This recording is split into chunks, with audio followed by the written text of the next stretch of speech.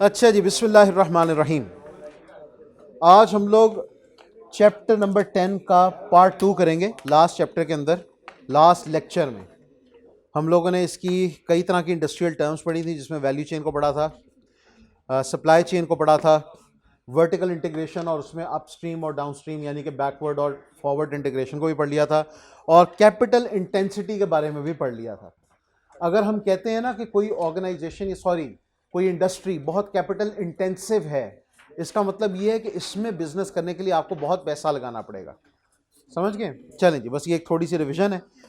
आज हम लोग पहली इंडस्ट्री के बारे में पढ़ेंगे जो कि पाकिस्तान की मशहूर और बदनामे ज़माना पावर की इंडस्ट्री है, जिससे अवाम कभी भी खुश नहीं हुई, अनफॉर्चुनेटली।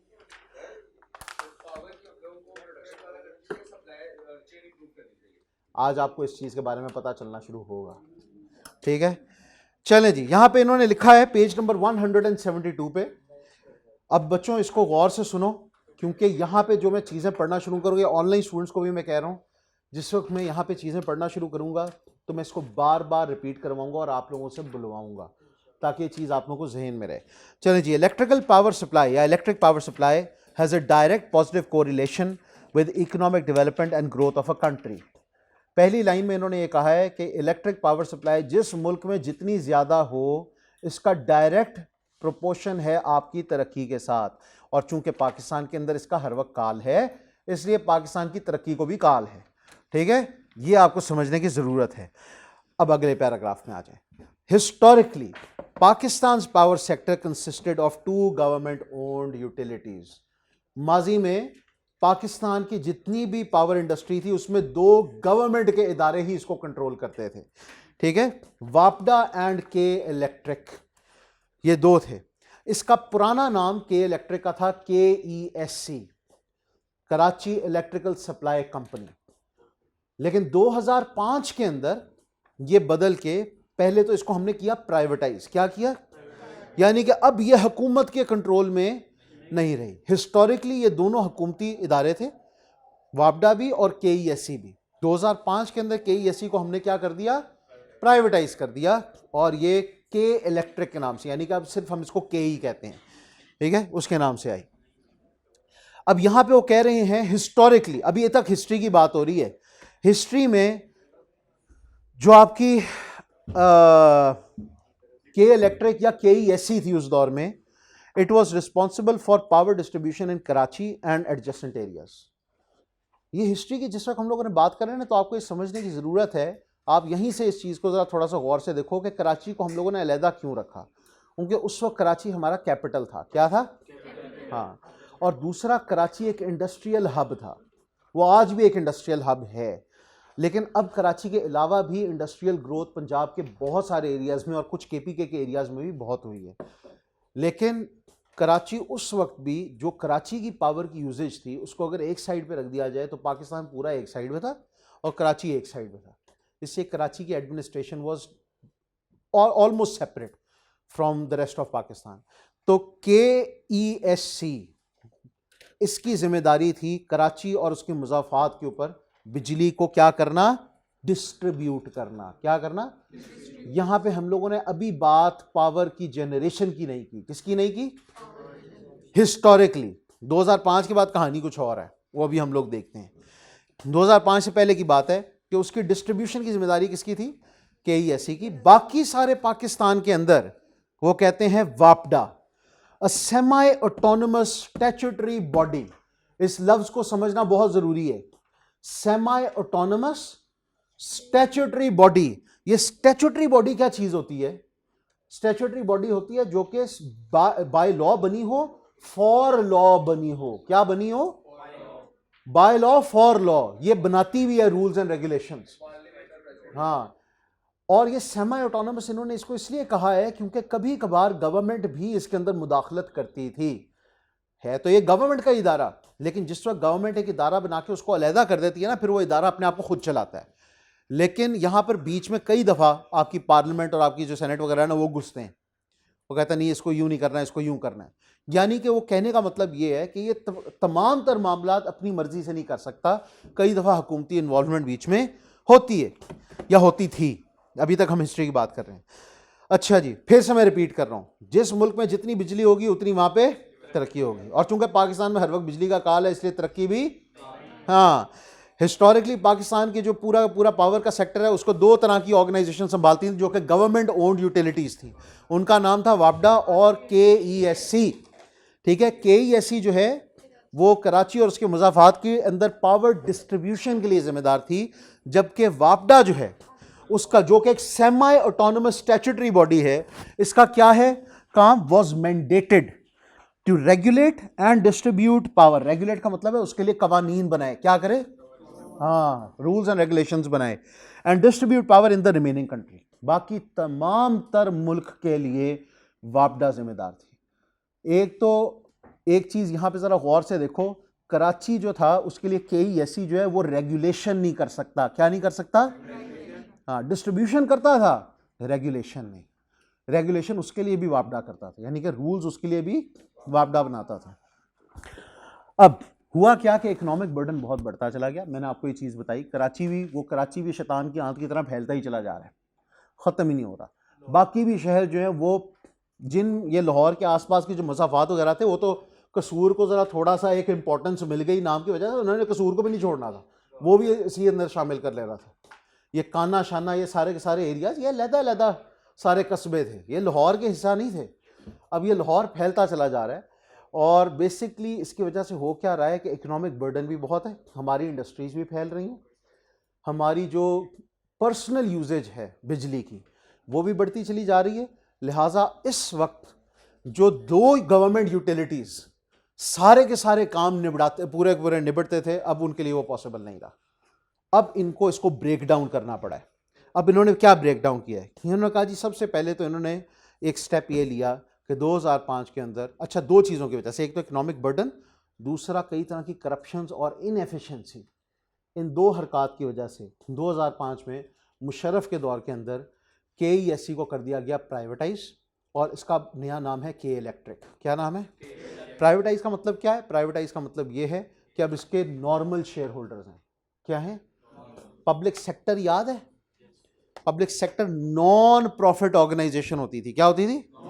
नॉन प्रॉफिट ऑर्गेनाइजेशन में पब्लिक सेक्टर हम उसको कहते थे जो गवर्नमेंट ओन या कंट्रोल करे। अब K इलेक्ट्रिक को नॉर्मल लोग ओन करते हैं। क्या करते हैं? हाँ, इन्होंने कहा कि जी हम इसको बेच देते हैं। क्या कर देते हैं?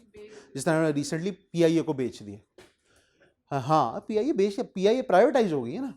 अब PIA पाकिस्तान इंटरनेशनल एयरलाइंस का नाम तो इस्तेमाल कर रही है, लेकिन it is now a private इदारा। इसके नॉर्मल शेयर होल्डर्स हैं मैं और आप, ठीक है ना। हाँ, जिस तरह निशात एक प्राइवेट ऑर्गेनाइजेशन है, बेसिकली हम उसको क्या कहते हैं? Public limited company. क्या कहते हैं? स्टॉक एक्सचेंज पे है, लेकिन ओनर कौन है उसके? नॉर्मल इंडिविजुअल्स हैं ना, नॉर्मल इंडिविजुअल्स हैं। पब्लिक लिमिटेड कंपनी तो हम उसको इसलिए कहते हैं क्योंकि उसके अंदर आम आवाम का ढेर है जो इसको ओन करता है। गवर्नमेंट की कोई मुदाखलत है? नहीं। उसको हम पब्लिक सेक्टर ऑर्गेनाइजेशन कहते हैं। क्या कहते हैं? पब्लिक लिमिटेड कंपनी और चीज है, ये एक बिजनेस होता है। क्या होता है? For profit. लेकिन public sector organisation non profit इदारा होता है जिसका कंट्रोल गवर्नमेंट के पास हो। क्या हो? हाँ, कंट्रोल या ओनरशिप। अच्छा जी, तो पावर सेक्टर जो है पहले भाई K इलेक्ट्रिक KESC के नाम से होता था और गवर्नमेंट यूटिलिटी थी, यानी कि पब्लिक सेक्टर का इदारा था। किसका इदारा था? हाँ, अब नहीं। अब KE जो है, K इलेक्ट्रिक जो है, प्राइवेटाइज हो चुका है, नॉर्मल शेयर होल्डर्स को ओन करते हैं, and this is a for business, for profit organization. ठीक है, रिमेंबर दैट। अच्छा, अगली चीज, इसीलिए कराची वाले कई इधर होते हैं। अगली चीज वापडा है। वापडा जो है इसको इन्होंने अनबंडल कर दिया। क्या कर दिया? पहले वापडा सिर्फ वापडा होती थी, अब वापडा नहीं है। अब वापडा के कई टुकड़े कर दिए गए हैं। पहला टुकड़ा जो है वो उन्होंने कहा कि देखो वापडा में क्या क्या कुछ था, बिजली बनानी भी है, रूल्स भी बनाने हैं, ऐसा ही है ना, बिजली पहुंचानी भी है, ये सारी तरह के काम है। मैंने कहा बिजली बनाने वाला काम अब जेनकोस का होगा। किसका होगा? जेनको, जेनरेशन कंपनीज। क्या चीज? हाँ, जेनरेशन कंपनीज, जेनकोस। अभी जरा इसी पे ही रहो। दूसरा काम, आपकी जिस वक्त बिजली जनरेट हो चुकी है इसको दूसरों तक पहुंचाना है। क्या है? पहुंचाना। लेकिन उस पहुंचाने में दो स्टेजेस होती हैं। उस पहुंचाने में दो स्टेजेस होती हैं। एक स्टेज होती है बच्चों, फर्ज करो यहां पर भी बिजली जनरेट हो रही है, यहां पर भी जनरेट हो रही है, यहां पर भी जनरेट हो रही है। पहले बिजली को इकट्ठा करते हैं, क्या करते हैं, इसको हम कहते हैं नेशनल ग्रिड। क्या कहते हैं, नेशनल ग्रिड। यहां पर सारी की सारी जब बिजली पहुंचती है ना, इसको हम लोग कहते हैं ट्रांसमिशन। क्या कहते हैं, ट्रांसमिशन। ट्रांसमिशन। यहां से, इस जगह से हम बिजली को करते हैं डिस्पैच। क्या करते हैं, डिस्पैच, मुख्तलिफ इलाकों में। यहां से फर्ज करो लाहौर को बांटी जाएगी, यहां पे बैठी होती है लेस्को। कौन है, यहां पे फर्ज करो फैसलाबाद को, वहां पे जो भी उसका नाम है, फेस्को, ठीक है, और है, अब सुनते चलो, जो भी उसका नाम है, वी डोंट केयर। अब यहां पे जो लेस्को साहब है ना, ये आगे इनको हम कहते हैं डिस्कोज। क्या कहते हैं, हाँ, नाच रहे, नचाया इन्होंने हमें हुआ है, लेकिन ये खुद जो है ना, इनका इसका मतलब है डिस्ट्रीब्यूशन कंपनीज। क्या नाम है, हाँ, ये है डिस्ट्रीब्यूशन कंपनीज, डिस्कोज। ये है जेनकोज। जेनकोज, जेनकोज जो है ना, जिस वक्त ये नेशनल ग्रिड पे भेजते हैं ना, वहां पर बिजली को रिसीव करना और उसको यहां से डिस्कोज की तरफ भेजना, ये काम होता है आपके एनटीडीसी का। किसका नाम काम होता है, इसको हम कहते हैं नेशनल ट्रांसमिशन एंड डिस्पैच। इसको हम कहते हैं डिस्पैच। ये डिस्पैच है, ये ट्रांसमिशन है, ये डिस्पैच है। National transmission and dispatch company, ये एनटीडीसी है। क्या है, एनटीडीसी, ये नेशनल ग्रिड को संभालता है। अब यहां से बच्चों बाकी के सारे इलाकों के अंदर ये डिस्ट्रीब्यूट होता है। ये डिस्कोस तक बिजली पहुंच गई, इन्होंने लाहौर के मुख्तलिफ, यहां से मुख्तलिफ तरह के कनेक्शन निकलते हैं।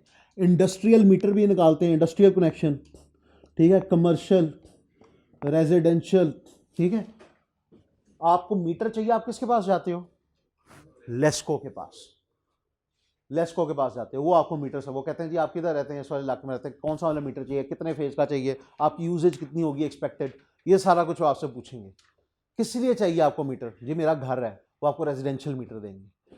कितनी यूजेज होगी आपकी, कितने एक्सपेक्टेड, कितने एसी शेसी होंगे, वो आप बताओ, फिर आपको उसके मुताबिक का मीटर देते हैं।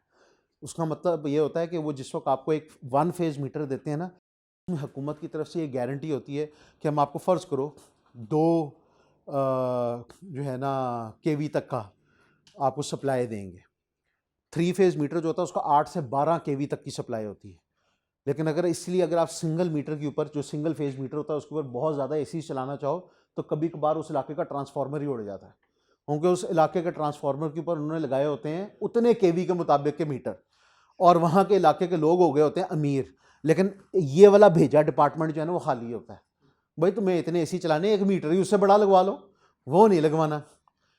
वो कहते हैं उनके अंदर अजीबोगरीब किस्म की पता नहीं चीज़ें कि नहीं 3 फेज मीटर का बिल ज़्यादा होता है। अल्लाह के बंदो, उसका कोई बिल ज़्यादा नहीं होता, वो मीटर महंगा होता है। क्या होता है, वो मीटर इसलिए महंगा होता है क्योंकि हुकूमत आपको एक गारंटी दे रही होती है, फिक्र ना करो हम तुम्हें बिजली की सप्लाई यहाँ पे देंगे। बेचारी हुकूमत को अंदाजा ही नहीं हो पा रहा अभी तक कि सप्लाई कितनी चाहिए। हर कोई जाते जाके सिंगल फेज मीटर ले लेता है। हुकूमत यही समझती है कि 2 केवीए तक की इसकी यूजेज होगी, पंखे लाइटें चलाएगा, क्या चलाएगा, ज़्यादा से ज़्यादा फ्रिज।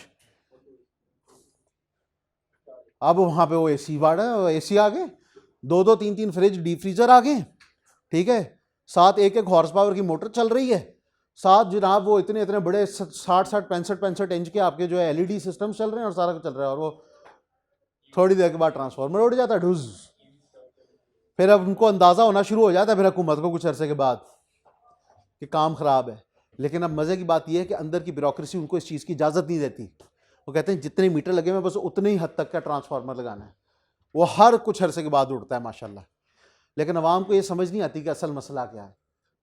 अवाम समझती है हुकूमत का कसूर है, ठीक है ना। हाँ जी, तो एजुकेशन तो हुकूमत टेक्निकली तो प्रोवाइड कर रही है। हाँ देख लो, हमें नहीं ना पता इस चीज़ का, बात यहीं पे आ जाती है, हम लोग फड्डा पहले करते हैं। अब आप लोगों को हम यही तो इल्म दे रहे हैं, यही तो इल्म दे रहे हैं हम आप लोगों को। अब यहां पे देखते रहो, ये यहां पे काम है डिस्ट्रीब्यूशन। क्या है ये बच्चों, टेक्निकली आपकी पावर की इंडस्ट्री की सप्लाई चेन है। क्या है? सप्लाई चेन है। तो बेसिकली वापडा को इन टुकड़ों में बांट दिया गया। लेकिन वापडा क्या अभी भी मौजूद है? यस, वापडा अभी मौजूद है। वो कहते हैं while the functions of its power wing were redefined as hydel power generation and O&M of power houses। ठीक है ना? वो कहते हैं कि अब जरा ये नोट करना चीज, ये जो जेनकोज मैंने कहे ना, जेनकोज, ये सारे ये ज्यादातर थर्मल को हैंडल करते हैं। किसको? लेकिन यहां पे अगर हम लोग जरा बड़े बड़े 2-3 और देखें, डैम, क्या वो भी तो यहां पे भेज रहे हैं ना बिजली, वो भी बिजली भेज रहे हैं। ये बेसिकली है वापडा का विंग है, हाइडल, क्या लिखा हुआ है, और पावर जेन और O&M, ये इसके अंडर आते हैं। यहां पर भी डायरेक्टली वापडा नहीं अब करता डैम्स को हैंडल। अब कहने का मतलब क्या है, यहां पे ये चीज ना, ये आपको समझना जरूरी है। इसको हमने अलहदा किया हुआ है जेंकोस को। हाइडल को टेक्निकली वापडा ही हैंडल कर रहा है, लेकिन डायरेक्टली नहीं, वो कर रहा है अपने पावर के विंग के थ्रू। किसके थ्रू? तो लिहाजा ये जो है ना, वापडा ही का एक हिस्सा है, ये वापडा का ही हिस्सा है, ये उसका पावर का विंग है। लेकिन वापडा का डायरेक्ट काम क्या रह गया? वापडा का डायरेक्ट काम अब रह गया है development of water and hydro power resources to operate as hydro electric utility. इसका काम अब असल ये रह गया है कि ये hydro electric power, water and hydro electric power के रिसोर्सेज को डेवलप करे। यानी कि ढूंढे कि पानी के रिसोर्सेज को किस तरह से बढ़ाया जा सकता है, और पानी से बिजली को प्रोड्यूस करने का काम ये किस तरह से किया जा सकता है। लेकिन once they have made a dam, dam बन गया है, पावर जनरेट होना शुरू हो गई है, तो अब वो किसके अंडर आएगी? इसके अंडर। लेकिन उसको बनाना, इनिशियली उसके रिसोर्सेज ढूंढना, कहां पे बनाएं, कब बनाएं, कैसे बनाएं, वो वापडा का डायरेक्ट काम है। वापडा का क्या है? डायरेक्ट काम है। लेकिन उसके बाद ये उसको हैंडल करेंगे, ये उसको हैंडल करेंगे। ये अब आपको समझने की जरूरत है। चलो जी, यहां तक कहानी समझ आ गई? जी जी बिल्कुल। लेकिन अभी जरा हम लोग स्टेप बाय स्टेप चलेंगे। के इलेक्ट्रिक प्राइवेटाइज हो गई है। क्या हो गई है? प्राइवेटाइज हो गई है। अभी बस इतना समझो, वापडा के हमने ये टुकड़े कर दिए, जेनकोज अलग, एनटीडीसी अलग, और डिस्कोज अलग, और वापडा बजाते खुद भी जेनकोज यानी कि जनरेशन कर रहा है, लेकिन सिर्फ पानी से। किससे? वो ये, ठीक है। और फिर वापडा का अपना काम वो सिर्फ वाटर एंड वाटर से पावर के रिसोर्सेज वगैरह को डेवलप करना, ये रह गया, दैट इज इट।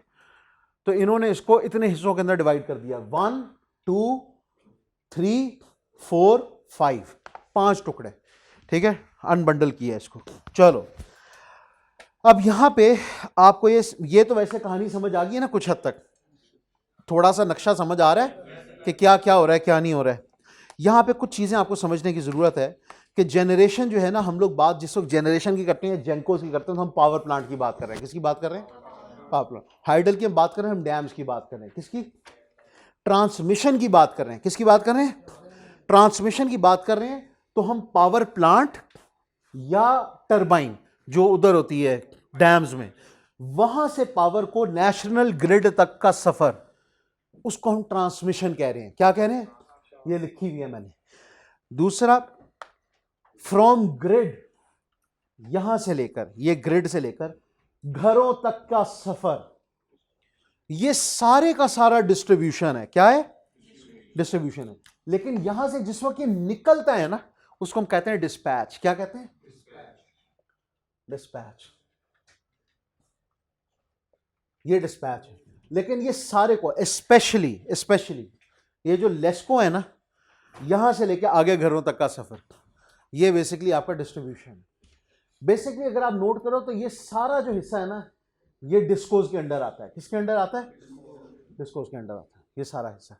अच्छा जी, अब इसके अंदर आपको एक और बात समझने की जरूरत है, वो ये कि ट्रांसमिशन हो या डिस्पैच एंड डिस्ट्रीब्यूशन हो, आप लोगों ने फिजिक्स के अंदर पढ़ा होगा एक चीज का जिसको हम कहते हैं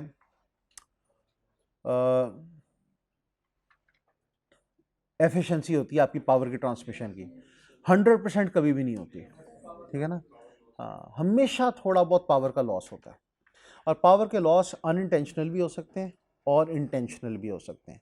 इंटेंशनल है थेफ्ट, थेफ्ट है, कुंडे डाले हुए, ठीक है जी, इस्तेमाल कर रहे हैं बिजलियाँ।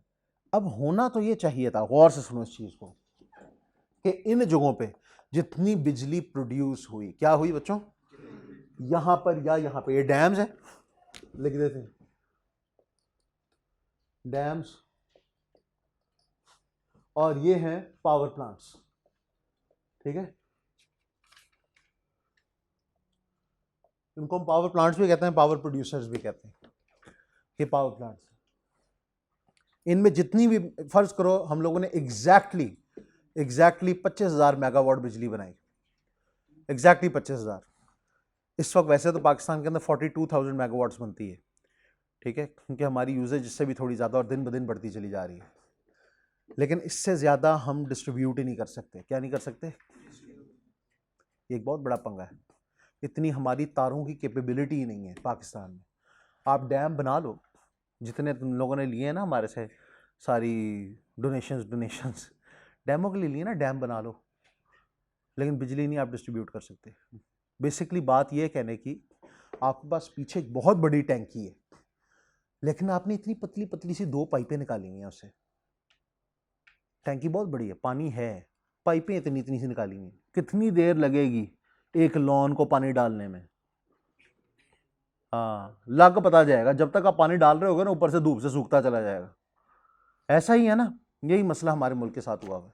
हमारी यूजेज बहुत है, हमें एक बहुत बड़ा मैदान है, पीछे पोटेंशियल भी है कि हमारे पास पानी भी है, बिजली का एक पोटेंशियल रिसोर्स है, हम बना सकते हैं, लेकिन उसको डिस्ट्रीब्यूट करने की हमारे पास सलाहियत ही नहीं। यानी कि हमें दोनों चीज़ें चाहिए, ट्रांसमिशन एंड डिस्ट्रीब्यूशन को भी हमें अपग्रेड करने की ज़रूरत है, वो अपग्रेड करने की ज़रूरत है, ठीक है, वो है ही नहीं। बहरहाल ये मैंने आप लोगों को एक और मसला बता दिया है, 42,000 समथिंग मेगावाट है, नहीं प्रोडक्शन जितनी मर्जी है, 42,000 इससे भी ज़्यादा है, ये यूजेज मैं आपको बता रहा हूँ, तो प्रोडक्शन है तो यूजेज हो रही है ना। तो अब वो बढ़ती चली जा रही है, बढ़ भी जाए हम उसको प्रोड्यूस नहीं कर सकते, प्रोड्यूस कर भी दें डिस्ट्रीब्यूट नहीं कर सकते। आपका सोच है, पूरे मुल्क की तारें इनको इंक्रीज करनी पड़ेंगी या चेंज करनी पड़ेंगी, पूरे मुल्क की। आपको मजाक लग रहा है? और डैम तो आपको मजाक लगेगा इसके सामने, मैं आपको इतना बता दूं। आप जरा कभी आप आज ना एक काम करना, आप एक गूगल करना है, कॉपर की वायर का रोल कितने का आता है। हाँ, और कॉपर की वायर का रोल जो है ना, वो करना, ये जो मोटी तार होती है इनकी, आप परेशान हो जाइए, ये तो एल्यूमिनियम की भी करते हैं यूज, फिर भी आप करके देखो उसको। बिल्कुल कर सकते हैं, बिल्कुल कर सकते हैं, लेकिन भाई बड़े सारे मसले मसाइल होते हैं। अगर ये ऐड करेंगे ना इसमें, तो फिर इनको खंबे भी चेंज करने पड़ेंगे। खंबे जो हैं वो पता नहीं इतना वेट सहते हैं कि नहीं सहते हैं। तार हल्की चीज़ नहीं होती, तार बहुत भारी, क्रैक हो जाता है खंबा, पूरे का पूरा टेढ़ा मेढ़ा हो जाता है। तो ये बड़ा एक इशू है यार, इसको देखना पड़ता है इंसान को किस तरह से करना है, किस तरह नहीं। बहरहाल द प्रॉब्लम इज कि 42,000 मेगावाट्स अगर प्रोड्यूस हो रही है, तो असूलन इन सारों से बिल भी हमें 42,000 मेगावाट्स का ही मिलना चाहिए ना। हाँ, हमने इनसे 42,000 मेगावाट ही की प्राइस रिकवर करनी है हर हाल में, लेकिन हम कर नहीं पाते। क्यों? उसकी एक वजह तो होती है नेचुरल, वो है कि ट्रांसमिशन और डिस्पैच का लॉस हो रहा है, क्योंकि ट्रांसमिशन के दौरान कोई ना कोई एनर्जी वेस्ट हो रही है। हमारे यहां के मीटर शो कर रहे हैं, मीटर ये शो कर रहे हैं कि सिर्फ 35,000 मेगावाट पहुंचा है। कितना पहुंचा है? हम लोग एस्टिमेट लगाते हैं, हमारे इंजीनियर्स कहते हैं कि सर बहुत हद भी 2,000 मेगावाट का लॉस होना चाहिए था। कितना? यानी कि 42 अगर हम प्रोड्यूस कर रहे हैं तो 40 पहुंचना चाहिए था। तो फिर यहाँ के इसका मतलब यह है कि किसी ना किसी ने मीटर के बगैर बिजली इस्तेमाल की है। क्या हुई? हाँ, बहुत सारों ने। तो फिर वो क्या करते हैं आपके ख्याल में? वो कहते हैं ओहो लॉस हो गया। नहीं, वो कहते हैं जितनों के पास मीटर है बांट। तो अगर कोई शख्स ये गलत फहमी में है कि मैंने कौन सा किसी से कुछ चुराया है, मैंने तो मेन से चुराया, तो भाई आपने तो सारी कौम से चुराया है, तो आपके तो इतने हाथ कटने चाहिए कि पता नहीं कितनी दफ़ा अटैच होकर कटने चाहिए, क्योंकि पता नहीं किस किस गरीब का जो अफोर्ड भी नहीं कर सकता था उसके ऊपर भी आपकी कीमत पड़ गई। और आमतौर पे पता है कौन कर रहे हैं चोरी? वो छोटे मोटे लोग बहुत थोड़े कर रहे हैं चोरी, बड़े लेवल कर रहे हैं। उन्होंने ही अपने सारे मज़ारों को भी दिया हुआ है चोरी की बिजली। हाँ, बड़े फख्र से आके मुझे सादकाबाद के एक एरिया का बहुत बड़ा लैंडलॉर्ड, मेरे दोस्त का मामा, उसने आगे कहा बेटे तुम्हारा कितना? मैं कहा जी इतना बिल आता है। तुम्हारा इतना बिल आता है? कितने एसी चलाते हो? मैं कहा जी तब मैं एक चला रहा होता था, एक चलाता हूँ। कहते यार हमारे तो 5 एसी चलते हैं, हमारा 3000 से कभी ऊपर बिल नहीं आया। यार मैं इतना हैरान हुआ, मुझे मेरा दोस्त जो था उमर का, रहने दे यार मामा जी दी हरकत। मैंने कहा कि क्या यार, मैं को मुझे भी बताओ किस तरह से होता है, मुझे भी ये वाले एसी लगाने हैं। हाँ, दोस्त कहते तूने ये वाले एसी नहीं लगाने, हाँ ये वाले एसी नहीं लगाने। वो बड़ा नेक लड़का है, उसने कहा कि यार बस तुझे क्या बताएं, पूरे मुल्क के साथ डकैती मारी हुई है, ऐसा ही है। अब आप एक बात बताओ, एक 5, चलो वो तो 5 एसी कह रहा है, वो ऐसे ऐसे शहजादे उन्होंने अपने पूरे पूरे गाँव को बिजली दी हुई है इस तरह से, और जरूरत नहीं है किसी डिस्को की कि वो वहाँ से जाके बिल कलेक्ट कर ले। मैंने आप लोगों को वाकया सुनाया था ना वो हंगू का, टल दुआबा का, नहीं वाकयात नहीं सुनाई, ये वाकया सुनने वाला, ये वाकये का टाइम है। कोहाट जो है ना, कोहाट, इससे आगे एक इलाका है उसका नाम है हंगू, हंगू से आगे एक इलाका है उसका नाम है टल और दुआबा, ठीक है। वहाँ पे हम लोग गए उन दिनों ना, वहाँ पे ऑपरेशन हो रहा था, ऑपरेशन ज़रबे आज़म, ये इन्होंने पूरा वहाँ पे किया था। तो हम तो जमात के साथ गए हुए थे, तो हमें रात को आके ना 10-11 बजे कोई कैप्टन शैप्टन आके जगाता था, मीर साहब जाग जाओ, तो क्या हुआ यहाँ पे ऑपरेशन होने वाला है, आप लोग अगली मस्जिद में तशरीफ़ ले जाएं। मैं कहा ठीक है यार, बड़ा कोई वक्री जगह थी हमारे लिए। 22.5 घंटे दिन में वहाँ पे बिजली नहीं आती थी, हाँ 22.5 घंटे वहाँ पे हमने शदीद गर्मी का रमज़ान गुजारा, शदीद गर्मी का रमज़ान। और अल्हम्दुलिल्लाह हम लोगों ने देखा कि महीने के बाद हम लोगों को उसकी आदत हो गई। इंसान बहुत अडेप्टेबल है। तो लेकिन वो जो 1.5 घंटा या कभी 2 घंटे बिजली आ जाती थी, उसमें पंखा ना वो करके रींगता था, फुल मस्त हालत के अंदर। लेकिन उसके अंदर यह है कि मोबाइल चार्ज हो जाते थे लोगों की, चलो उसी में गुजारा कर लेते। 22.5 घंटे बिजली नहीं आती थी। मैंने कहा यार कितना जुल्म है इस इलाके के साथ।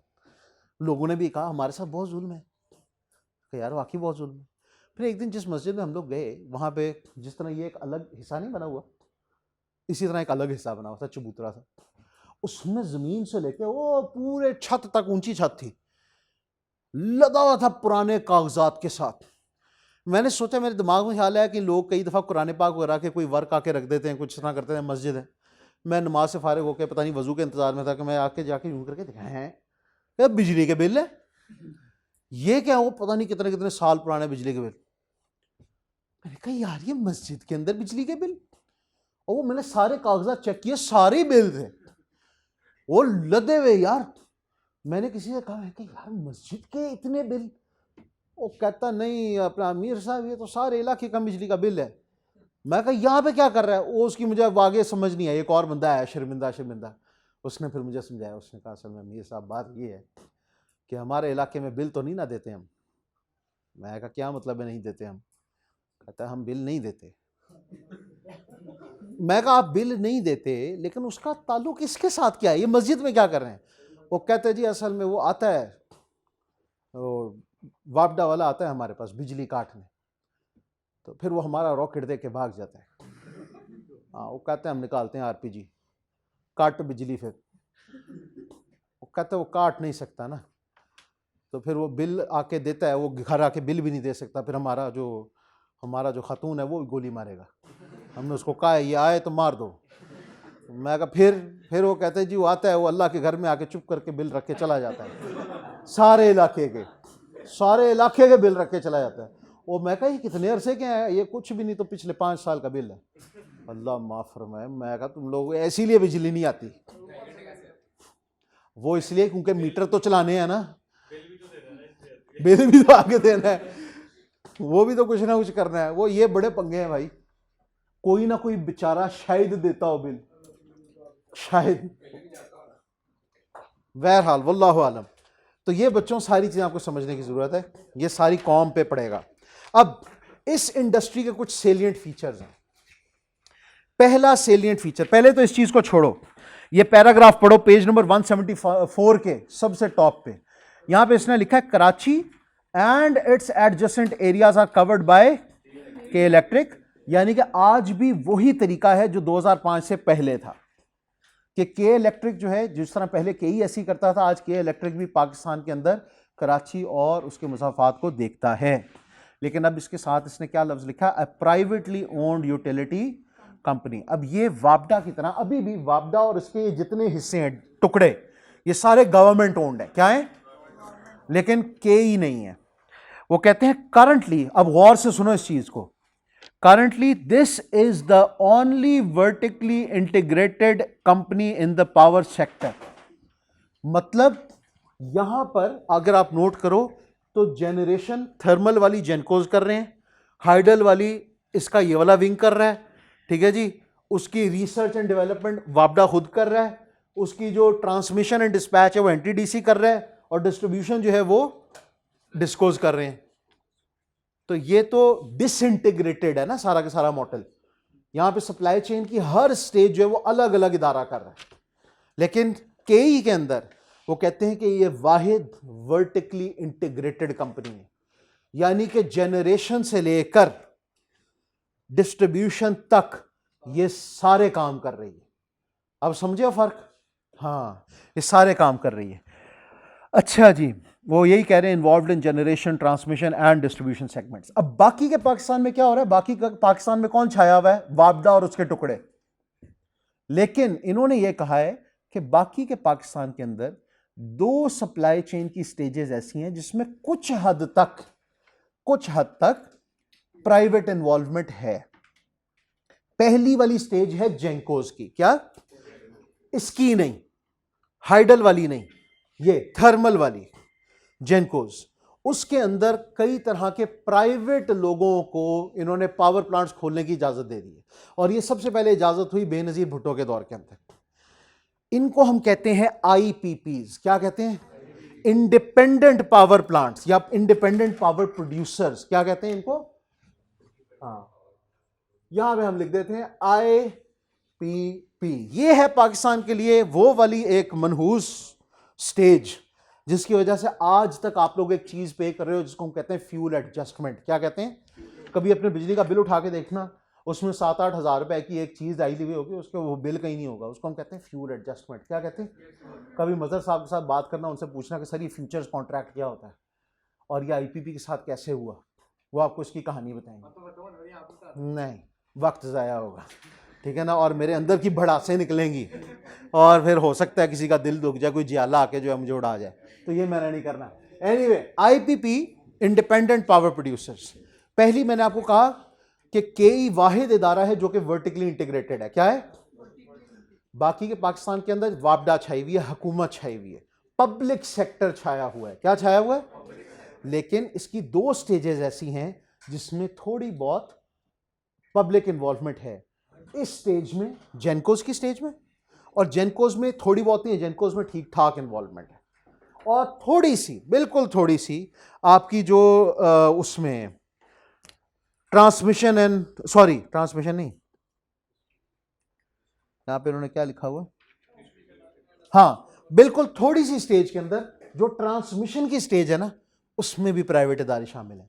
यानी कि कई इस तरह के आईपीपीज हैं जो कहते हैं कि हम बिजली प्रोड्यूस भी कर देंगे और उसको नेशनल ग्रिड तक पहुंचा भी देंगे। क्या करेंगे, उसकी भी जिम्मेदारी वो लोग ले लेते हैं, लेकिन वो बहुत थोड़े हैं। वो आमतौर पर कहते हैं भाई इसकी जिम्मेदारी तुम लोग खुद लो। वो बहुत थोड़े हैं जो कि उसकी भी हेडेक खुद से लेते हैं, खुद से उन्होंने उसकी तारें शारें बनाई हुई हैं, ठीक है, और उसको वहां तक पहुंचाते हैं। ये मैं आपको इसकी एक छोटी सी वजह बता देता हूँ कि इसकी जिम्मेदारी आमतौर पर प्राइवेट लोग क्यों नहीं लेते ट्रांसमिशन की। उनके ट्रांसमिशन के अंदर सिक्योरिटी के बहुत सारे फैक्टर्स हैं। क्या है, एक बंदा हुकूमत से कहता है कि भाई हम तुम्हें 5000 मेगावाट बिजली बना के देंगे, कितनी, एग्जाम्पल दे रहा हूँ, 5000 मेगावाट बिजली बना के देंगे, और वो उसको बना के भेज रहा है, और उससे फिर 5000 का बिल चाहेगा ना, सही सी बात है। हुकूमत से कहेगा भाई निकालो पैसे, कहेगा हम तक तो पहुंची 4000 है। वो बेचारा बीच में जाके देखता है किसी ने कुंडा डाला हुआ है, किसी ने कुछ किया हुआ है, किसी ने कुछ किया हुआ है, हुकूमत से कहता है यार उन्होंने कुंडे डाले हुए थे, मैंने तो 5,000 ही बनाई थी। वो कहता है हमें क्या पता 5,000 बनाई थी कि नहीं, भाई हम तो 4 ही देंगे, हमने जितनी रिसीव की। ठीक है, तो ये एक इशू है, इस तरह की जिम्मेदारियाँ नहीं लेते। फिर कभी कभार पूरी तारें गायब हो जाती हैं। हमारे घर के पीछे ना एक गाँव है शमशानी, शुरू के अंदर हम पाकिस्तान आए ना, तो वहाँ पे फजर की नमाज के बाद निहार मुँह ऐसी कमाल किस्म की स्मेल्स आई। मेरे वाले साहब को जो है ना, बस वो बेचारे पाकिस्तान में नए थे, वापस आए, जवानी के जोश चढ़े हुए थे उनको, और उन्होंने कहा चल भाई चलें। मैं कहा जी किधर चलें, मैं छोटा सा बच्चा था। कहते जिधर से धुआं उठ रहा है। क्यों? अब्बू ने दूर से पहचान लिया, उन्होंने कहा तारें जलाई जा रही हैं। क्या जलाई जा रही हैं? ये रबर की स्मेल है। यहाँ पे पूरी रात से बिजली नहीं आई, तार जला के ना वो ऊपर से रबर उड़ा के नीचे से कॉपर निकाल लेते थे। कॉपर बड़ा महंगा बिकता था। वहाँ पे क्या बुढ़ा सा बंदा, अब्बू का सारा गुस्सा ही खत्म हो गया। वो ना उसको समझ है ना कुछ है, पता नहीं वो बेचारा दोनों कब्रें, अपना दोनों टांगे उसकी कब्र में होंगी, इतना बूढ़ा, और वो इतनी बड़ी तारों के रोल लेके आ रहा कि इंसान हैरान कि यार इस बूढ़े से के अंदर अल्लाह ने इसको इतनी जात दी हुई है। तारों का रोल भाई बहुत भारी होता है। वो कहने को लग रहा होता है तार पर तार नहीं होती, वो लोहा होता है, पता नहीं कितने डंबल्स जितना भारी। वो जनाब साहब उसको लेके आ रहे हैं और आग पे डाल रहे हैं। ताज़ा तोड़ी थी उसने दरख्तों से, ठीक है ना, हाँ ताज़ा। तो सुबह फजर की नमाज़ पढ़ने का ट्रेंड ही लोगों में बहुत कम था। उसने कहा ये टाइम सेफ है, जलाओ, माशाल्लाह। तो ये होता है भाई, इस तरह के सारे ख़तरात हैं। अब वहाँ पे पुलिस तक नहीं जाती थी उस दौर में। उस गांव के बारे में मशहूर था किसी दौर में कि इनके पास फ़ौज से ज़्यादा असला है। बस हमारे लोगों को अफवाहें उड़ाने का शौक़ होता है। असला वाकई बहुत था, वो खोखरों का इलाका था सारा, लेकिन इतना असला तो नहीं था खैर। लेकिन पुलिस नहीं जाती थी उधर। उनको बंदा शिकायत, वो कब भाई अपनी जान प्यारी है, सीधी सी बात। तो हमारे कई जो पठान भाई हैं उनके एरियाज़ में भी इसी तरह है। मैंने कहा ना आएगा तो डूज है ना, डोज वही वाली चीज़ यार। तो इस तरह की जिम्मेदारियां आमतौर पे नॉर्मल लोग नहीं लेते। वो कहते हैं भाई अपने बस से बाहर की चीज़ें हम प्रोड्यूस कर देंगे, ट्रांसमिशन भाई तुम्हारा काम है। भाई फ़ायदा नहीं, कई दफ़ा मजबूरियां होती हैं, होता ही नहीं हुकूमत के पास इस तरह के कोई रिसोर्सेज कि वो खुद से कर सकें प्रोड्यूस। फ़ायदा नहीं, मजबूरी, फ़ायदा नहीं है, शदीद नुकसान है, फ़ायदा नहीं है। क्योंकि फ़ायदा तब था अगर आप इसको वर्टिकली इंटीग्रेट करते, कॉस्ट सेविंग होनी थी ना यार। वो तो अपने प्रॉफिट में आपको बेचेंगे, फ़ायदा कैसे हो गया?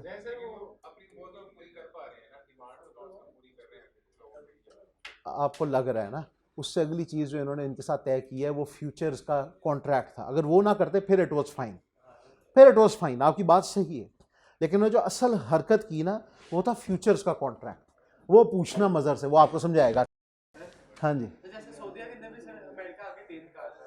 हाँ वो भी बात नहीं, वो अभी इससे रिलेटेड नहीं है, वो उनकी प्रॉपर पार्टनरशिप है उसमें।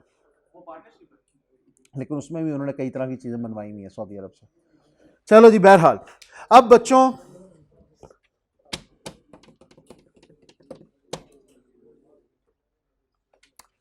हाँ जी गौर से सुने, इन्होंने आखिरी लाइन में लिखा हुआ है with power sector independent power producers, IPPs, याद है ना अभी बताया है। Also having a share in power generation and a small portion of transmission, small portion of transmission. Power generation में बथेरा शेयर है। अब पावर इंडस्ट्री के कुछ सेलिएंट फीचर्स, क्या पावर इंडस्ट्री कैपिटल इंटेंसिव है? बिल्कुल है, हाईली कैपिटल इंटेंसिव है। आईपीपीज जो है ना, आईपीपीज, इसमें हुकूमत ने, देखो हुकूमत की बस हो गई थी, उनसे नहीं खोले जा रहे थे मजीद पावर प्लांट्स, पैसा ही नहीं था, इसलिए इन्होंने कई बाहर की पार्टीज को, कई बड़े बड़े इन्वेस्टर्स को ये कहा कि यार तुम लोग खोल लो। तो अब जब उन्होंने उनको ये कहा ना ये कैपिटल इंटेंसिव, इससे जरा नीचे आ जाओ, फिक्स्ड रिटर्न इंश्योर्ड टू, ये मैंने आपको बीच में दो चीजें छुड़वा के चौथी चीज पे आया हूं, इसको गौर से समझो। मैं सारे बच्चों से कह रहा हूं, ये दोबारा नहीं फिर समझ आएगी। चूंकि ये कैपिटल इंटेंसिव है इसलिए आमतौर पे ये गवर्नमेंट डोमिनेटेड है। क्या है? उससे सेकंड लास्ट वाले पॉइंट को देखो, प्री डोमिनेटेड बाय, क्यों? क्योंकि कैपिटल इंटेंसिव है। इतना पैसा आमतौर पे एक नॉर्मल इंडिविजुअल के पास नहीं होता कि वो पूरे पूरे डैम्स बनाता फिरे और सारे मुल्क के अंदर तारों का जाल बिछाए। ये चीज आमतौर पे गवर्नमेंट ही कर पाती है। सेकेंडली, चूंकि इसमें इनको एंड पे जाके हुकूमत को भी मजबूरी पड़ गई, इन्होंने भी कहा, रिक्वेस्ट की आईपीपी से कि यार तुम लोग भी पावर जनरेट कर दिया करो हमारे लिए। तो वहां पे आईपीपीस को भी तो इन्वेस्टमेंट करनी पड़ी होगी ना, ठीक ठाक तगड़ी। तो इन्होंने कहा भाई हम तगड़ी इन्वेस्टमेंट करें और हमें नुकसान हो जाए इसकी जिम्मेदारी कौन लेगा? हुकूमत ने कहा हम लेंगे। हाँ, ये हुई गड़बड़। कहा तुम लोग क्यों टेंशन लेते हो, तुम्हें हम इतने सालों में इतना प्रॉफिट लाजमन देंगे। ये हराम है, ये हराम है। और ने पता क्या इंश्योर किया? इन्हें पढ़ो जरा क्या लिखा, फिक्स्ड रिटर्न। वो कहते हैं अ tariff on the basis of fixed return rate of return on investment over plant life period is determined by the regulator. Regulator कौन है? वापडा, जो रूल्स बनाता है। एंड इज कॉन्ट्रैक्टेड, यानी कि इसको तोड़ोगे तो लीगली बाउंड हो जाओगे, लग बता जाएगा। All cost variations are also admissible. उन्होंने कहा कि भाई देखो हम तुम्हें गारंटी कर रहे हैं, तुम 100 रुपए तुम्हारे अगर खर्च होंगे ना, कितने खर्च होंगे?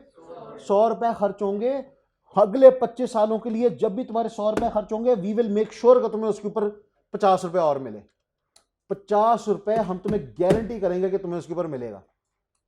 वो कहते हैं लेकिन यार वो तो हम तुम्हें अभी बता रहे हैं कि 100 रुपए खर्च होते हैं एक यूनिट बनाने में। एग्जाम्पल दे रहा हूं आपको, अल्लाह माफ फरमाए, 100 रुपए का एक यूनिट नहीं है, 100 यूनिट है, फर्ज करो 1 रुपया खर्च होता है एक यूनिट बनाने पे। हम कहते हैं हम तुम्हें 1.5 रुपए देंगे। कितना देंगे? यानी कि 50% हम तुम्हें गारंटी कर रहे हैं रिटर्न मिलेगा। वो कहते यार ये तो तुम अभी कह रहे हो ना, लेकिन अगर हमारा ये 1 रुपए की बजाय 2 रुपए हो गया खर्चा, वो कहते हैं हमने परसेंटेज की है गारंटी। क्या की है? हाँ, अगर हो गया बस तुम हमें बताना कि ये हो गया, हम तुम्हें देंगे रिटर्न। अंदाजा लगाओ।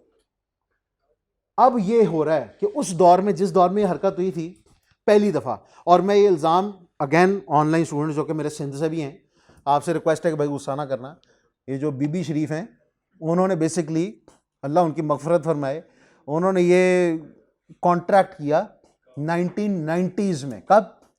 अर्ली 90s में, प्रॉबली 1990 के अंदर ही उन्होंने कॉन्ट्रैक्ट किया। तो इसकी बिस्मिल्लाह, इसका सदका जारिया उनको है, लेकिन इसका सारे का सारा गुनाह उनको नहीं है। ये हरकत सारों ने ही की है, किसी ने भी ऐसा कोई ऐसा नहीं आया इनमें माई का लाल जिसने हरकत ना की हो। सब ने IPPs बनाए विद फ्यूचर्स कॉन्ट्रैक्ट्स। शायद हो सकता है कोई अल्लाह माशाल्लाह कोई बीच में हो, लेकिन जहां तक मुझे पता है कोई मेजर पार्टी ऐसी नहीं है जो इस गुनाह के अंदर शरीक नहीं है। अब गौर से सुनो इस चीज को। उस दौर के अंदर, बीबी के दौर में, पेट्रोल की प्राइस कितनी थी आपके ख्याल में? खुदा का वास्ता 15 रुपए शायद, ठीक है ना? हाँ, आज कितनी है? कॉन्ट्रैक्ट तब हुआ था, अब समझ रहे हो? कॉन्ट्रैक्ट तब हुआ था कि फिक्र ना करो इतना प्रॉफिट मिलेगा।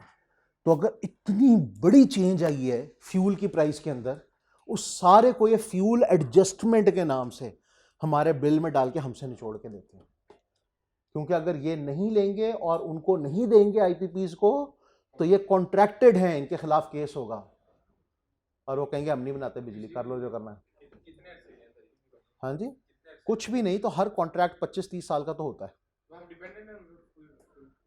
खुद वो कर ही नहीं पाते। बात तो ये है ना कि इन्होंने कोई पैसे कभी तमीज से बचाए होता, कुछ भी किया होता तो हम लोग उनसे जान छुड़वाई नहीं। कॉन्ट्रैक्ट किया हुआ, चलो हम कहते हैं 25 साल खत्म हो गए, नहीं, हर हुकूमत ने नए नए कॉन्ट्रैक्ट्स किए, आगे वो बढ़ाते चले जा रहे हैं आगे से आगे। ठीक है, तो बात यही है। बात तो ये है कि हम लोग जब तक कोई ऑल्टरनेट सोल्यूशन नहीं ढूंढते, हमें कोई बहुत शदीद नुकसान है।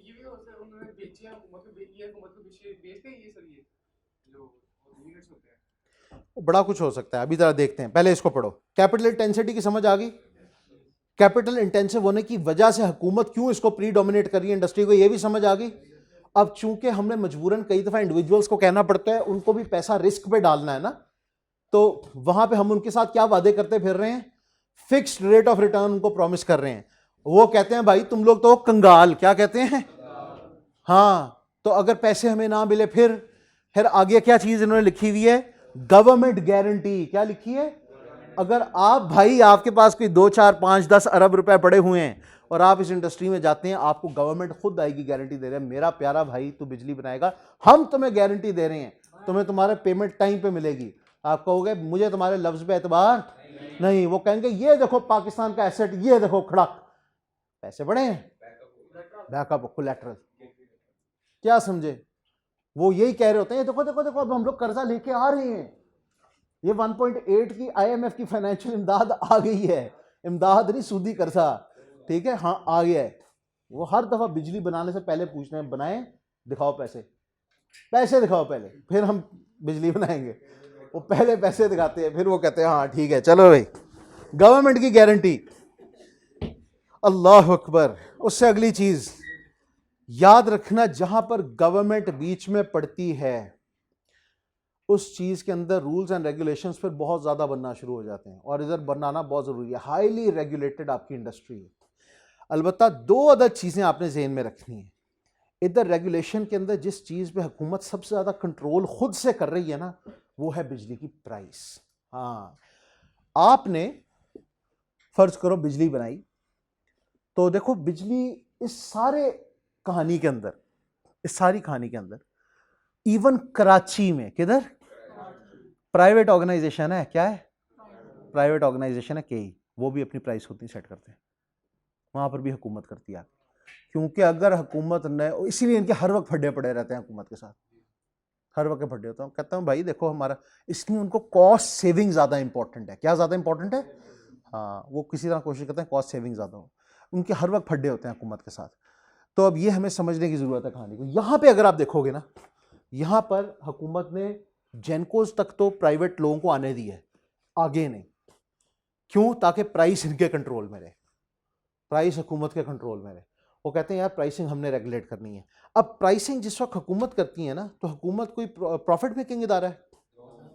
हुकूमत का सिर्फ एक गोल होता है, हुकूमत का गोल ये होता है कि कॉस्ट पूरी हो जाए। क्या पूरी हो जाए? कॉस्ट जो भी है वो पूरी हो जाए, प्रॉफिट कमाना हमारा इधर। लेकिन अब गौर से सुनो, अगर आपकी हुकूमत ने आपसे माजी के अंदर बहुत ज्यादा टैक्सेस ले रखे हैं, क्या किया, और हुकूमत का खजाना लबालब भरा पड़ा है, जो कि होता नहीं है आमतौर पे, लेकिन है, तो यहां पर अब हुकूमत की यह जिम्मेदारी है कि आपसे मजीद पैसे ना ले, क्योंकि आपसे लिए हुए पैसे अभी भी मौजूद हैं। तो वो क्या करते हैं, वो कहते हैं कि हम आपको सब्सिडी देंगे। क्या देंगे? हुकूमत कहती है कि देखो बिजली का यूनिट हमें पड़ तो 100, खुदा न अल्लाह माफ में, पड़ तो 50 रुपए का रहा है, कितने का, लेकिन हम आपको देंगे 25 रुपए का। कितने का? 25 रुपए का। क्योंकि भाई इतना पैसा हमारे पास है, आप ही का दिया हुआ पहले का, कि हम उससे इसकी इतनी कॉस्ट कवर कर सकते हैं। इसको बच्चों हम कहते हैं सब्सिडी। अच्छा, हाँ जी, बोल दें, कुछ नहीं होता। कैमरे में फहीम भाई की खूबसूरत आवाज आएगी, बोलें बोलें। जी, इन बेचारों को पता है, वो हमने अफसोस भी कर लिया, फिक्र ना करें आप चाहे। बाकियों का है, बाकियों का है, हाँ बस ठीक, ठीक है ठीक है, जज़ाकल्लाह जज़ाकल्लाह। चलो, ऑनलाइन वाले कहते हैं उन्हें छुट्टी हो ना हो, मेरे को फर्क ही नहीं पड़ता, देखो यार इनका कितना मजे है। अच्छा जी, बहरहाल तो सब्सिडी की पल्ले पड़ गई है। अब एक चीज ज़हन में रख लो, टैरिफ होता है असल में, जिसको हम कहते हैं कि ये प्राइस तय की गई है हुकूमत की तरफ से, उसको हम कहते हैं टैरिफ। तो सब्सिडी मिल जाती है उसी वाले टैरिफ के अंदर, ठीक है बच्चों। अच्छा, अब आपकी जो ये आगे इन्होंने कुछ चीज़ें लिखी हुई हैं, इसको आप वैसे पढ़ लो कि इसमें कोर बिजनेस फंक्शंस क्या होते हैं आपकी पावर की इंडस्ट्री में। जाहिर सी बात है फाइनेंस का डिपार्टमेंट बहुत इंपॉर्टेंट है, क्योंकि मेनली यहाँ पे बजट के ऊपर पूरा उतरना बहुत इंपॉर्टेंट है। आगे बिल्स कलेक्शन का डिपार्टमेंट बहुत इंपॉर्टेंट है, क्योंकि अगर बिल्स कलेक्ट नहीं होंगे तो पीछे तक पेमेंट हम लोग किस तरह से करेंगे। फिर उसके अलावा सेफ्टी का इंतहाई इंपॉर्टेंट है, ये सारा काम बहुत रिस्की है, पावर प्रोडक्शन है, अल्लाह माफ़ फरमाए, कई दफ़ा इसके अंदर कई लोगों की जान तक चले जाती है, ठीक है, वैसे भी बहुत रिस्की है। तो हर लिहाज से हमें इसके अंदर हेल्थ एंड सेफ्टी का ख्याल रखना पड़ता है। प्लस इसके अंदर रूल्स एंड रेगुलेशंस का डिपार्टमेंट बहुत इंपॉर्टेंट है, क्योंकि अवाम इसमें, अवाम का फ़ायदा या नुकसान है और हुकूमत इन्वॉल्व है। तो रेगुलेशन का डिपार्टमेंट, जो लीगल डिपार्टमेंट जिसको हम कहते हैं, या रेगुलेटरी डिपार्टमेंट जिसे कहते हैं, वो बहुत इंपॉर्टेंट होता है। देखो ना, हर ऑर्गेनाइजेशन के अंदर कोई ना कोई डिपार्टमेंट्स बहुत इंपॉर्टेंट होते हैं। जो मैन्युफैक्चरिंग ऑर्गेनाइजेशन है, हम लोगों ने अभी चैप्टर 9 पढ़ा था इससे पहले, मैन्युफैक्चरिंग ऑर्गेनाइजेशन के अंदर सबसे ज़्यादा इंपॉर्टेंट डिपार्टमेंट कौन से वाले होंगे? जो ऑपरेशंस के होंगे। कौन से होंगे? प्रोडक्शन और उससे रिलेटेड डिपार्टमेंट। उसके बगैर मैन्युफैक्चरिंग क्या है ही नहीं, ऐसा ही है ना। तो यहां पर अलबत्ता हमें इस चीज़ को जहन में रखना है कि regulatory department is very important. उससे अगली चीज़ इंफॉर्मेशन टेक्नोलॉजी का डिपार्टमेंट बहुत इंपॉर्टेंट है। इंफॉर्मेशन होगी तो भाई आप उसका हिसाब किताब रखोगे और सारे के सारे काम करोगे। बिलिंग फंक्शन मैं आपको बता चुका हूँ, मार्केटिंग एंड कम्युनिकेशन एंड के ऊपर आता है। अब यहाँ पे इन चीज़ों को छोड़ के आप एंड पे आ जाओ, पेज नंबर 176 के ऊपर। पेज नंबर 176 के अंदर की चैलेंजेस लिखे हुए, आपकी पावर की इंडस्ट्री को पाकिस्तान के अंदर किन चैलेंजेस का सामना है। सबसे पहला चैलेंज जो है वो ये है कि आप हमारे पास या तो नेटवर्क नहीं है, जिस तरह अभी हम लोगों ने बात डिस्कस की कि भाई बिजली प्रोड्यूस कर भी रहे हो लेकिन नेटवर्क ही नहीं है। वो आप लोगों ने वो गाना नहीं सुना, मेरे गांव में बिजली आई है। हाँ, ये खुशी की चीज़ है ना, नेटवर्क वहाँ तक पहुँच जाता था। हम पुराने लोग हो गए यार, हमारे दौर के अंदर ये गाना होता था, मेरे गांव में बिजली आई है। बेसिकली ये खुशी का टाइम होता था कि वहाँ तक किसी तरह हुकूमत की बिजली का नेटवर्क पहुँच गया। मेरे गांव में बिजली आई, ये गाना यही था, मुझे भी इतना ही पता है, नहीं मुझे वो उसका सुर क्या था, लेकिन ये गाना था। अब मेरे गांव में बिजली आई है, बेसिकली नेटवर्क वहां तक पहुंच गया है। नेटवर्क ही किसी जगह पे नहीं है भाई, बहुत बिजली आप प्रोड्यूस कर रहे हो लेकिन आप उसको वहां तक पहुंचा ही नहीं सकते, तो कोई फायदा नहीं। ठीक है, किसी भी वजह से हो सकता है हम ना पहुंचा सकते हैं, हो सकता है कि वहां से तारे लेके जाना बहुत मुश्किल काम हो, ठीक है, कुछ भी हो सकता है। तो दैट इज अ की चैलेंज। दूसरा, हमारे पास फर्ज करो मशीन्स की कमी है। अगर आप कभी भी खुदा ना खास्ता, अल्लाह ताला हिफाजत फरमाए, किसी जगह के ऊपर कोई एक ही गो के अंदर ढेर सारे कोई ट्रांसफार्मर या कोई तारें शारें कोई नुकसान हो जाए, तो अगर आप वहाँ के इलाके के जो डिस्को का दफ्तर होता है, लेस्को वगैरह, वो चाहे फेस्को हो चाहे लेस्को हो चाहे मुल्तान वालों का हो, जिसमें उनके दफ्तर में जाओ तो उनके पास जो सबसे पहला बहाना होता है ना, वो ये होता है जी गाड़ियाँ नहीं हैं, अभी क्या नहीं है, हाँ गाड़ियाँ नहीं हैं, मशीनें नहीं हैं, ये नहीं है, वो नहीं है, क्रेन नहीं है, अभी ये तक आई, ये नहीं हुआ, वो मशीनें नहीं है। ये की चैलेंज है। उससे अगली चीज़, रिलायबल एंड सेफ ऑपरेशंस को इंश्योर करवाना, ये एक चैलेंज है। अनइंटरप्टेड पावर सप्लाई, मेरे ख्याल में इसको सबसे पहला लिखना चाहिए था कि बिजली की कंटिन्यूस पावर सप्लाई देना आवाम को, ये एक बहुत बड़ा चैलेंज है। उससे अगला, prompt response to customer complaints. यहाँ पे जब कोई मसला होता है मैं लेस्को वालों को कॉल करता हूँ, मेरे ख्याल में 99% फेलियर रेट है। क्या है? फेलियर रेट, कॉल ही नहीं उठाते। मेरी इनके साथ बड़ी दोस्ती हो गई भी है, गुस्से वाली। हाँ, हर दफ़ा इनके दफ्तर जाता हूँ और हर दफ़ा मैं देखता हूँ कि चिल फुल टाइम बैठे होते हैं, फ़ोन बज रहे हैं। वो अपनी फिर मुझे मजबूरी बताते हैं, रोने सुनाते हैं। हकीकत बात ये होती है कि जिस वक्त एक इलाके के अंदर मसला होता है ना, तो एक ही वक्त के अंदर सैकड़ों लोग कॉल कर रहे होते हैं और उनका एक बंदा बैठा होता है। एक, जहाँ पर 8 बंदे होने चाहिए थे, वहाँ पे एक बंदा बैठा होता है और उसके साथ सारे फ़ोन पड़े होते हैं। उसने वाइब्रेशन पे लगा, हर तरफ वाइब्रेट हो रहे हैं और वो सुकून के साथ उठाता है जी, आएगी जी, स्लोमो में। उनको उसको पता है कौम ने तो बाज नहीं आना। फिर वो सुकून से जाता है अपना लंच करने, बंद करके फ़ोन को। वो फिर वो जब मैं कॉल करता हूँ ना, आगे जाता है आपका मतलूबा नंबर बंद है। वो तो तप चढ़ती है। कई दफ़ा मैं जाता हूँ अंदर, तो अंदर हल्ला गुल्ला मचा होता है, तप चढ़ी होती है सारों को शदीद किस्म की। वो कह रहा था जी मैं कितने जावा 8 फ़ोन तो कला मैं यार, जो तुसी लोग कॉलां कर दे हो तो मैं क्या करता हूँ, जैसे ही मसला पड़ता है ना उसी वक्त कॉल करता हूँ, वेट नहीं करता मैं सेकंड का, उस वक्त वो उठा लेते हैं। फिर मैं भी शुगलन 5 मिनट के बाद कॉल करता हूँ ना, फिर नहीं कॉल मिलती, जितनी मर्जी जान मार लो। ठीक है, हाँ चलो। टाइमली कलेक्शन ऑफ बिल्स, वो तो मैंने आपको कहानी सुना दी बिलों वाली, ये एक चैलेंज है।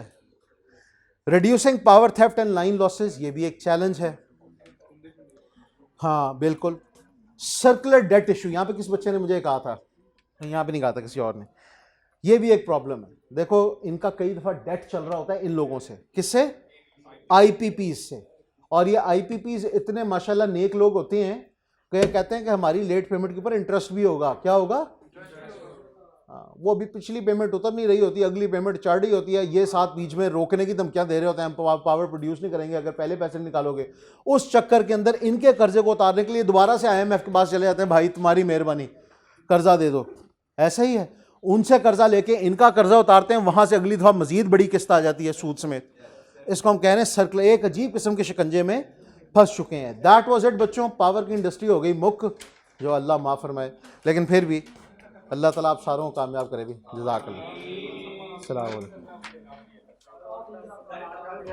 हाय, मेरा भी यही ख्याल है कि मेरी बात हो गई, मंडे को इंशाल्लाह मुलाकात करेंगे।